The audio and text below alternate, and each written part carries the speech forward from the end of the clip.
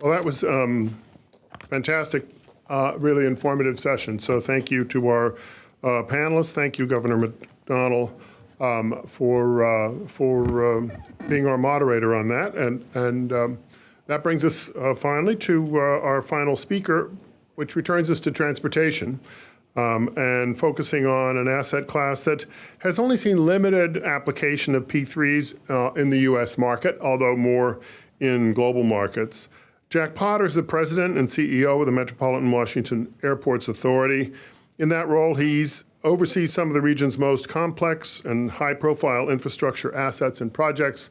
Prior to that, for 10 years, he was head of a small organization called the U.S. Postal Service, which he ran for 10 years, if I did my research correctly. So large, complex organizations are something where he's obviously demonstrated some high capability, and I'm delighted to welcome him to our podium and look forward to your remarks.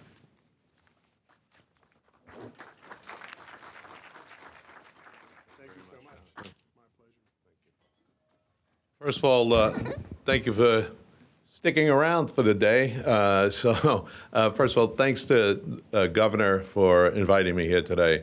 Governor McDonnell was very helpful to me when I first got to the Airports Authority. I can honestly say I don't know if we would have gotten to phase 2 of the Silver Line out to Dulles were it not for him intervening and helping us get through that. So let me just talk about, I'm going to give you this from an owner's perspective. I'm going to talk a little bit about this because I think it's important that you, as you think about public policy, you think about, what are people thinking about when they're in charge of these projects? So the first thing you need to know is, who are we at the Airports Authority? Pretty simple. Our goal in life is to make sure that we make a contribution to the local economy. And I'm talking about the entire DMV. And the way we do that is by serving as many destinations as we possibly can with direct service, not only domestically, but around the world. And it facilitates growth because companies want to go to locations where they have access, good access to markets, not just local markets, but again, global markets. And so that's our role. Now, we're an authority. You might say, what does that mean? Well, we operate 2 airports under a federal lease as a result of an interstate compact between Virginia and D.C., and we truly are an authority. So when you hear and talk about people talking about, I have to go to, some zoning commission, I have to go, how do I build things? Who are the codes officials? We're our own zoning officials, our own codes officials. We raise money by having activity on our campus.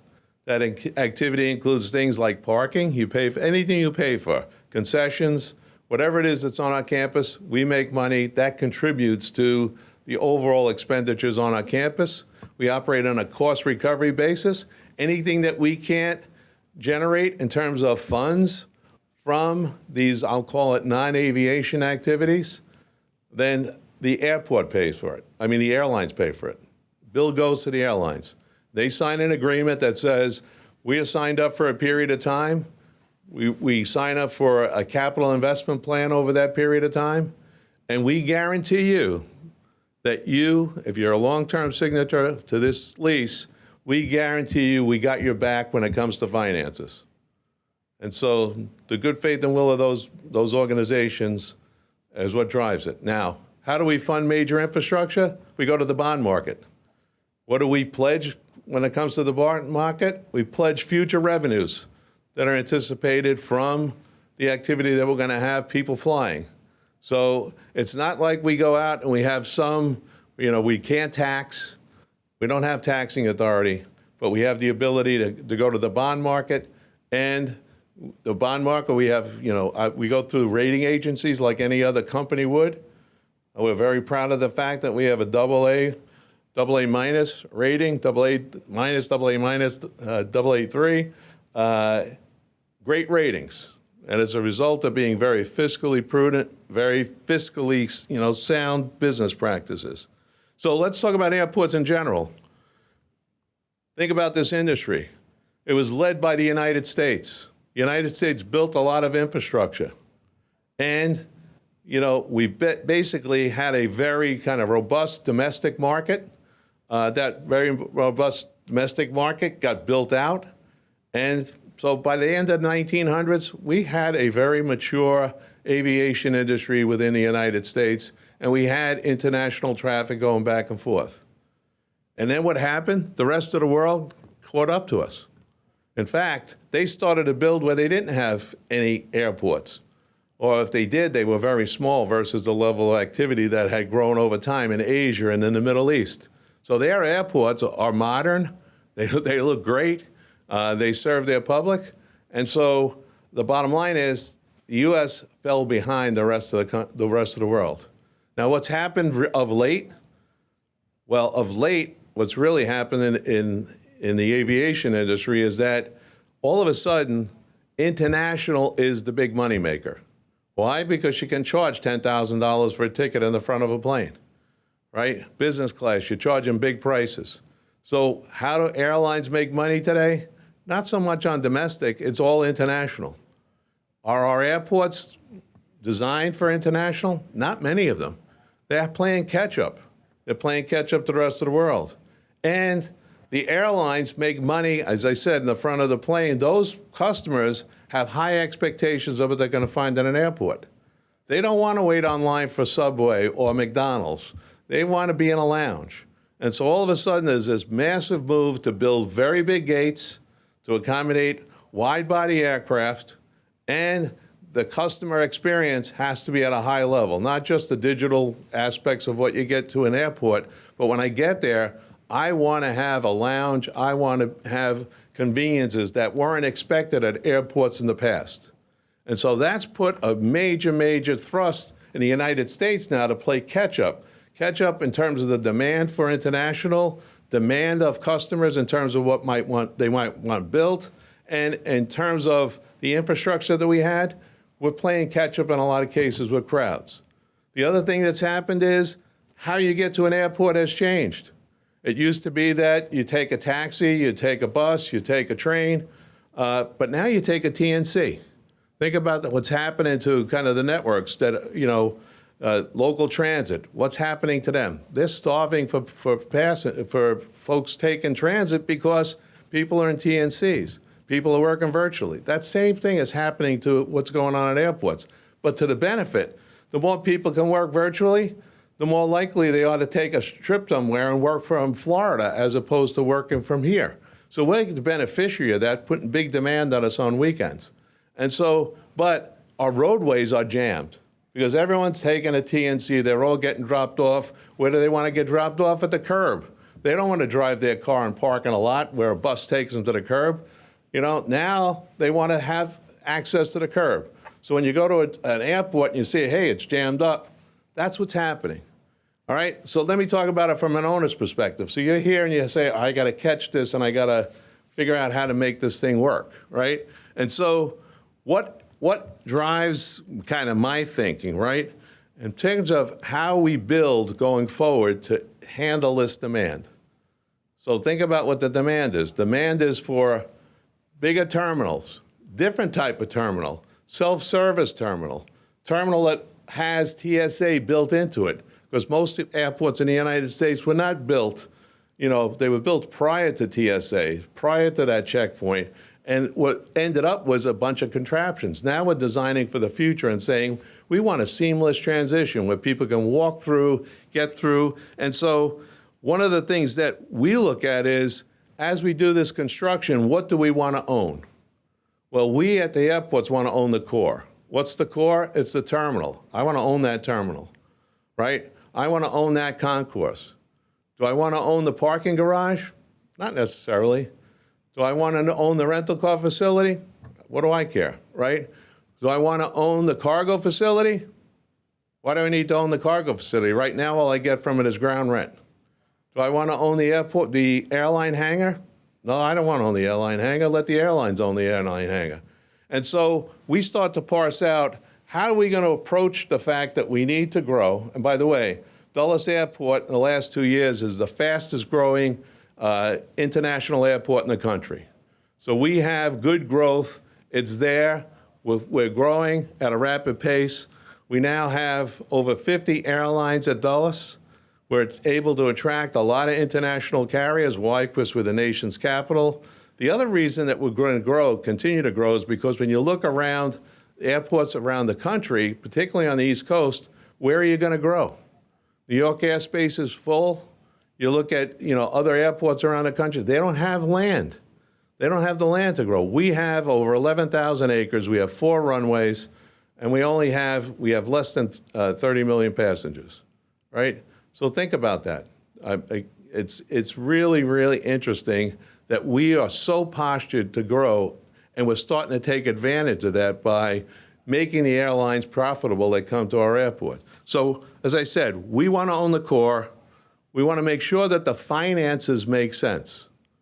So what do the finances mean? Well, if you want to have control, you don't turn around and say, I'm going to give something away that's really crucial to the operation of the airport, my ability to grow and my ability to attract customers, and customers, I mean airlines, to that airport. And so I want to make sure that I protect my finances. I want the concession dollars.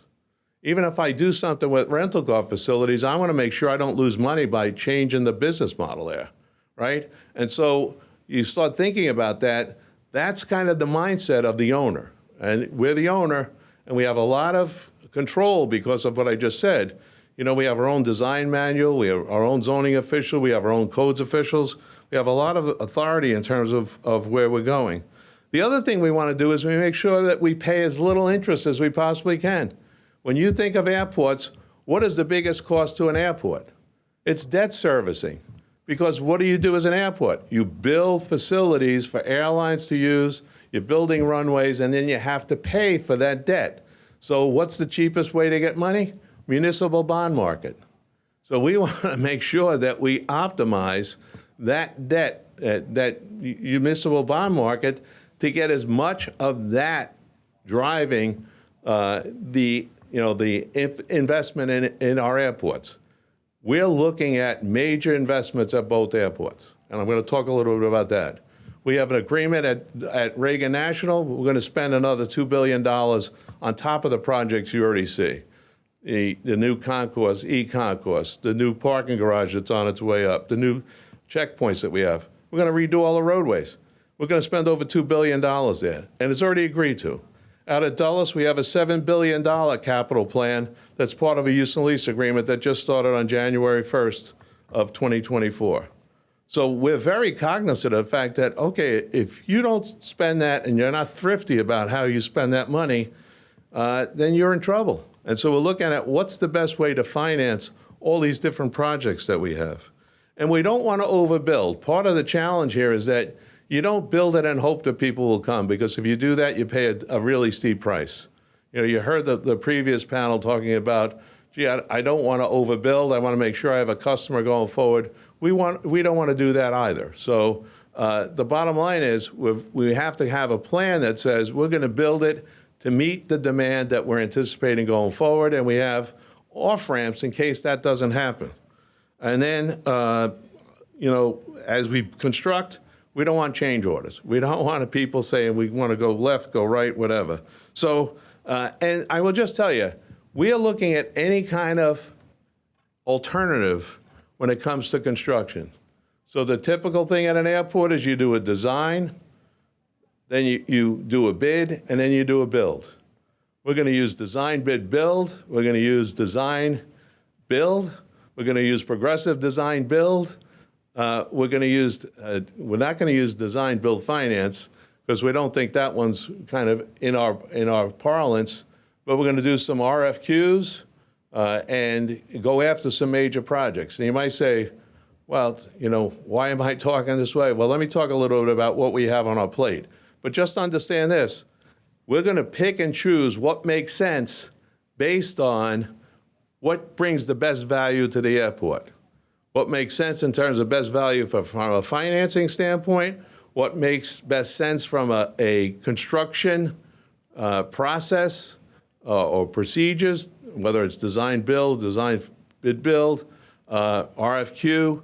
We're going to make decisions around that, and that will drive, where we go. We are going to use P3s. We're going to be selective about where we use them. Again, with the notion that some things we're better off letting the owners of that activity do their own construction.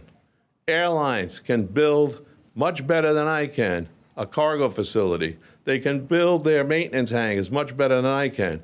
A maintenance repair organization, they can build their own facilities and do it better than I can. I can make money by leasing property to them. At Dulles, I said we have 11,000 acres. Why wouldn't we take advantage of that and let them build? So bottom line is, the history of the airports has put us in, and this is domestically in the United States, you're going to see a tremendous amount of investment in airports across the country, and you're going to see a very high level of investment at both of the airports that I have the privilege of managing. So let's just talk about Reagan National. Hopefully everyone here that's flown through both of our airports. But anyone who's flown Southwest, how many have flown Southwest out of Reagan? Isn't it the greatest experience to be in what we call the banjo, right? The gates, it's tight. You walking through, you go through over and there's security, and then you waltz them back to, this area that has 8 gates, and you're in this little circle, and there's not much room to maneuver. And at times it feels like a mosh pit. Well, we're going to replace that with a new concourse. Right? We're not adding gates because we're not allowed to add gates. We're going to build it with a new concourse, and we're going to move the ticketing for that to the Terminal 2. So there'll be an extension on Terminal 2. You'll go up. We'll fix the roadways so you don't have that bottleneck as soon as you come around the corner at Reagan, and you'll go up and you'll get let off at the curb, you go through ticketing, and then you go to the new concourse. Again, all great. And then the other thing we have as a major problem is the roadways. And so part of the problem with the roadways is they're not uniform. You come in, it's like you're jogging all over the place. So we're going to straighten them out.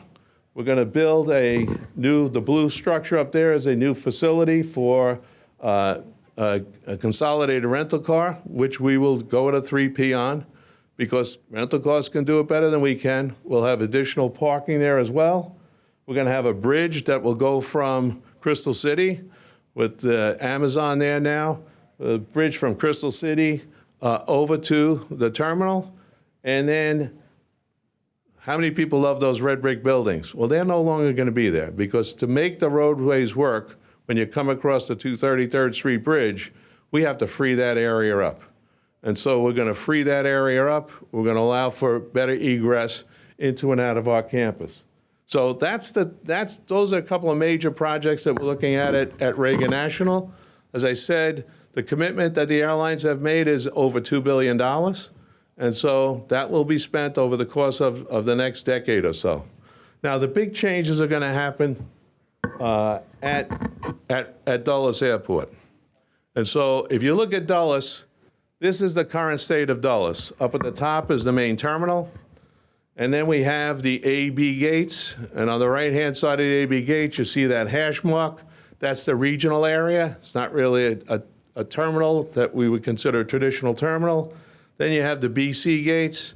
And then we're under construction right now are the new E gates. And that's where if you've ever been to the C terminal, you get off the train and you do that walk back. Well, that's where the C concourse was supposed to have been built, but because of economics, it never happened. So now the first phase of that's going to open in September of this year, and you'll get on an escalator and you'll go upstairs and you'll be at the new gates that we're starting. And then, so that was what was built under the old plan. Now we put a new plan in place that began January 1st of 2024. Now this is what's going to be constructed as part of the new use and lease agreement. It's a $7 billion plan. And what you can look at is you can see that at the top there's a main terminal, but behind the terminal is a connector that will go out to the AB concourse. The regional gates, and by the way, there'll be gates on that international, in that connector. The international arrivals building will be in that connector. So if you get off a plane international flight at AB, you're going to just walk to walk to customs. You're not going to have to get on a mobile lounge to get to customs. We're going to build out the regional gates, so there'll be full contact gates. We'll add some additional international gates. We're going to start to begin to take on, if you look at the CD concourse, you see that section in blue? We're going to start knocking down D gates. Our goal is to get rid of CD in the long run. And then out on the next concourse, which is E, we're going to build the next two phases of that program. And those are already under contract for design and construction. And if we get approval from the FAA, you'll begin to see construction of phase 2 in May with some enabling projects. And then we're going to build the first phase of what will be concourse, well, we're going to call it D eventually, but I guess it's concourse G. And that, believe it or not, when they built the train is on the east side of the airport. When they built that train out to the yard, they built a station there. They didn't finish it out, but it's there. So we're going to take advantage of that, and we're going to begin to build out that concourse. So that's what the original plan was, $7 billion. Now, many of you may have heard that the president is interested in us becoming a world-class airport, okay?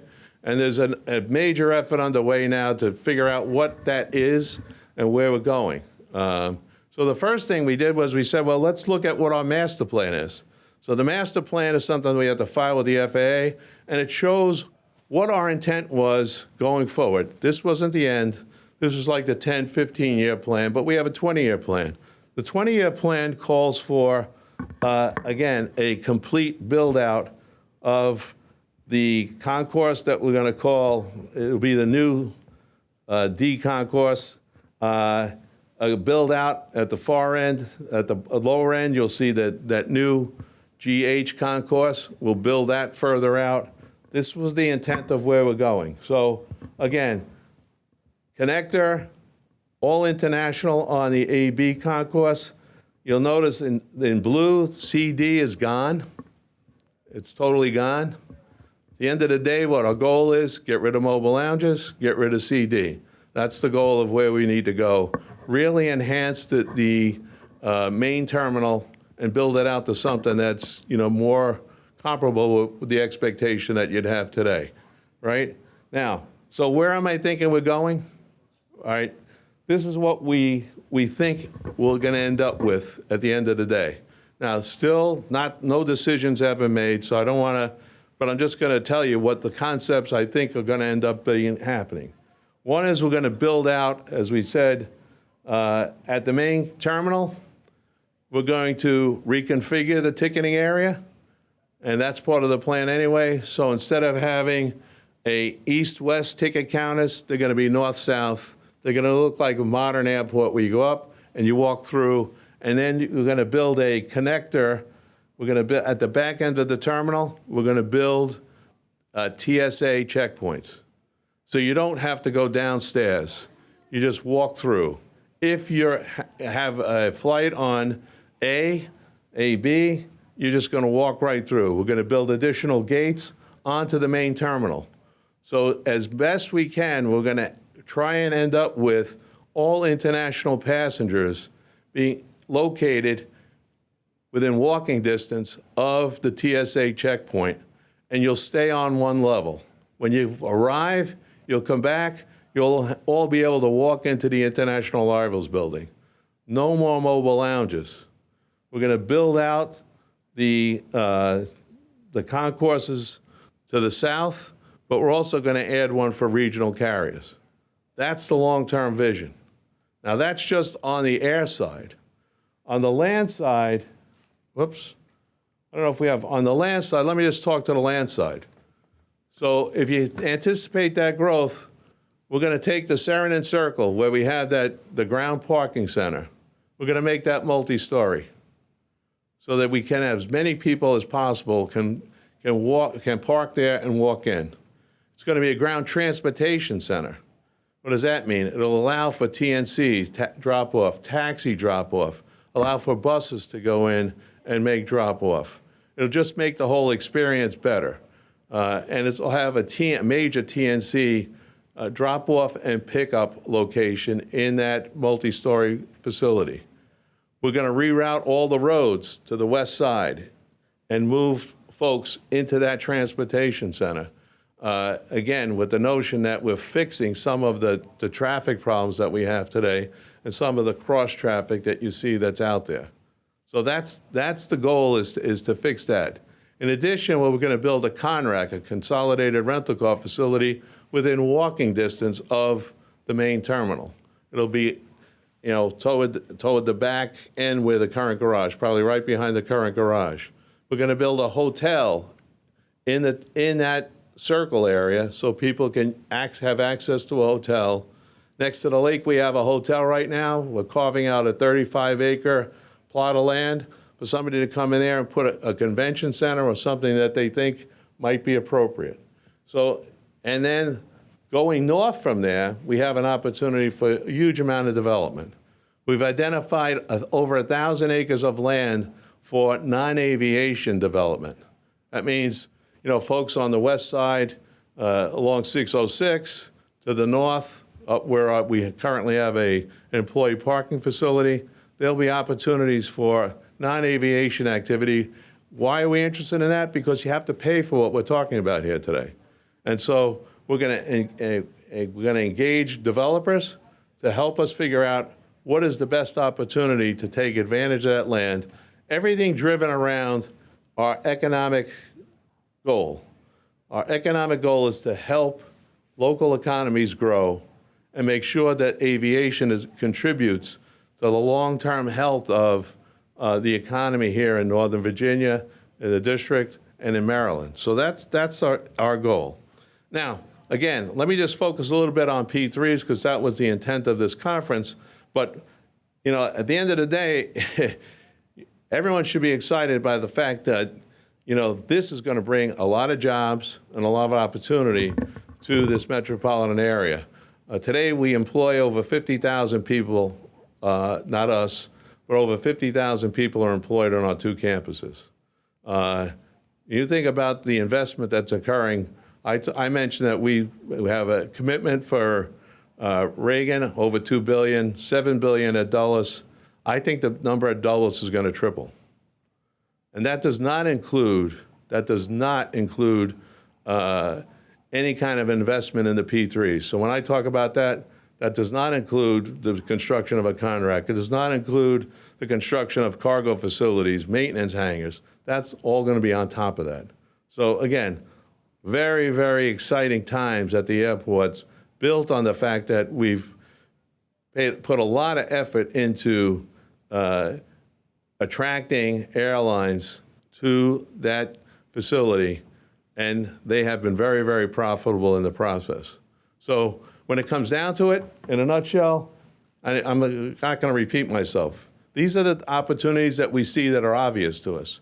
Now, as we go forward, if there's a problem in terms of availability of capital, if the bandwidth of our ability to manage this is beyond the pale, we may turn around and use P3s for other aspects of this. The stuff I kind of referred to as core.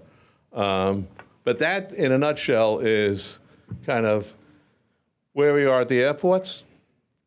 And I just want to make sure you all think about who we are, how we operate, the level of, I'm not going to say we're independent, but the level of authority that we've been given to carry out our mission. And we take that, we cherish that, we make sure that we use it as judiciously as possible. But on top of that, again, we have, huge opportunity because of all the land that we have, huge opportunity because of the interest that airlines have shown, and the fact that they've been very, very successful at our airports. So with that, I'd be happy to take any questions if there's any time. I didn't even look at the time.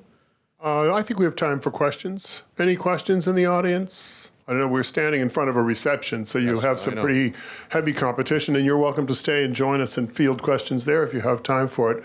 Yes, we have a question here. Thank you, Jack, for coming here to speak with us today. Curious on the timeline. You mentioned some of this was 2045 plus. Is there any hope for those of us who are traveling a lot right now to see improvements that dull us in our professional working lives? I would say, first of all, you're going to see it September, right, with the new concourse that's going to be built. And then on top of that, I would say the bulk of this is going to be done within 10 years. If we get the authority to do this, the bulk will be done in 10 years. Now, obviously, there's a lot of enabling projects. You can't just build where something exists. You have to move that first. But, yeah, you're going to see a lot of activity in the next 10 years, and you're going to benefit from it. Obviously, the challenge is going to be build it and not disrupt what we have now. So the idea is build it but don't break what we have. And so the phasing of these projects is going to be very, very critical. Yeah, if I might exercise the prerogative of the chair to just ask, we've seen LaGuardia terminals, using a P3 model. We've seen the Kennedy terminals all, within the Port Authority scope. That seems to be a very different approach than the one you're envisioning, where you are maintaining control of the terminals, I think, if I understand what you're saying. So maybe compare and contrast and say, how does your strategy align, and where does it depart from the way they've been doing things in the Port Authority system? So we sat down with the New York Port Authority, talked to them about how did it work, what goes on. At the end of the day, what I would say to you is there was a lot of political pressure for them to just move and move rapidly. And they did choose some funding models where they used the P3. When all was said and done, where did they end up? Back in the municipal bond market. So why make a right to go left? You're paying higher interest rates for that period of time, and then you're coming back to the municipal bond market. So we just said, okay, we'll cut that deviation, that detour out. How did you build? We'll use the same models that they used to build. The only difference will be the financing.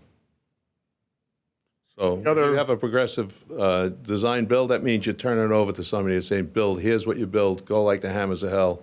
Don't come and salute us. Question here, so.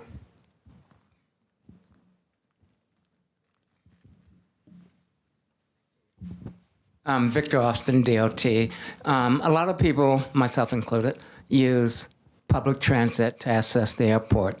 Have you been talking with the Transit Authority and any changes to how Metro might be going into the airport or not? Well, we're very proud that we built the Silver Line. We're very proud of the fact that we have two airports that are tied to the Metro. We're very proud of the fact that I think we have the highest percentage of passengers coming to our airport and employees using Metro of anyone in the country. So we'll continue to build on that. We're working with Loudoun County as an example to put some additional bus service in, so they have some bus service that goes to D.C., that goes down to Manassas, and we're trying to get them to put some stops at our airport. So we're wide open to transit. We would prefer transit. We have jammed up roadways. If you ever hear from us on a holiday weekend, we're saying use transit. Don't come on the road, because you're going to complain to us later on that you were sitting there for an hour and a half or half an hour and you couldn't find your loved one. So we're all into transit, big time. Okay, last, Nicholas.